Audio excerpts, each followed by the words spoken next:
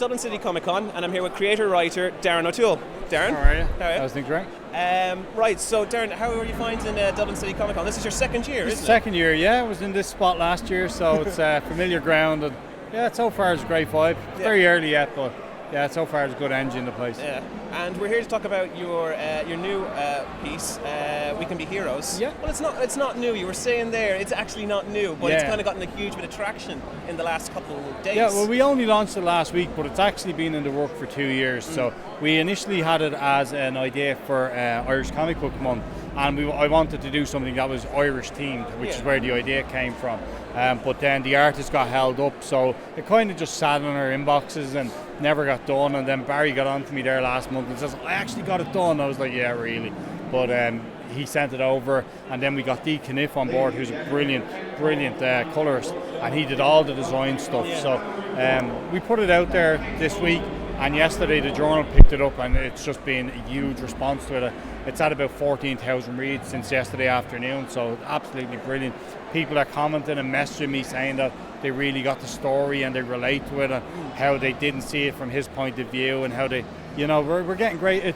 We wanted it to build homelessness awareness, and it's done it. So I mean, I'm really happy with that. And I mean, I read it there last night, and it's a very powerful piece. It's quite it's quite melancholy, it's quite sad, but there's a nice little meaning at the end of it. Yeah, I think what I was trying to convey is that there's heroism and there's decency in people that people take for granted or don't expect, and it really conveys that. And that was, it's a true story. It's an example.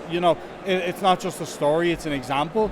I think they gave John the freedom to the city for his act, and I think it's very heroic. That he would put his own life in danger without a second thought for something as what people would say was just a rabbit, but for him it's more than that. And I'm sure we've all seen him on the streets. Exactly, and how many people pass by him and don't give him a second thought. Yeah. But there's something very admirable in that man. So I think that's why I kind of leant towards the story and wanted to put it out there.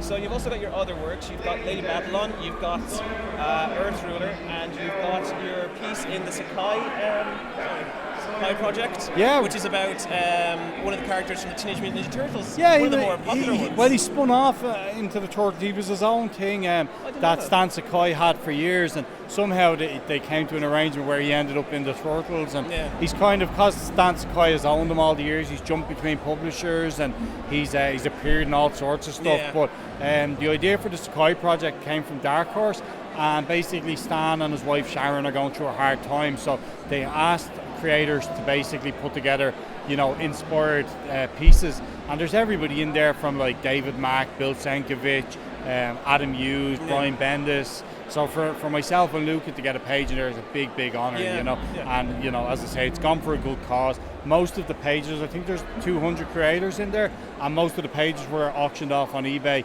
as a fundraiser for the Sky family as well, which was just great, So it seems like, Darrin, all your work is basically doing it for a cause. Now, do you ever just sit down and just have fun with it, or do you think there always has to be a message behind it or a meaning? Are you, what would you say? It's fun. It is fun to do. I mean, there's always underlying themes and underlying reasons. I mean, it just kind of fell together that the Sakai thing and We Can Be Heroes came out at the same time. So it's very kind of they're very kind of nice and earnest kind of works. But at the same time, I'm putting out the fiction work, and I have a lot of stuff coming out in the next few months. Glimmer Man 3 is rapid. Next book for Earthruler I start scripting that in November, and Sean will be working on that. And then Glimmer Man 3 is out next month with Luca, which wraps up our first issue. Yeah, that's an all-Irish team as well. Yeah, well, Luca's Italian, but he's an honourable Irishman because we found him at Dice, and it's an Irish character as well. So that's coming out soon as well. Lady Babylon 2 is out in September. So I mean, there's a lot. And Antichrist, which is my next big book, which is with Bernadette Sorosi. Yes, that looks very good. Yeah, I'm really excited to get that out there because we're keeping the details close to our chest, but it is insane.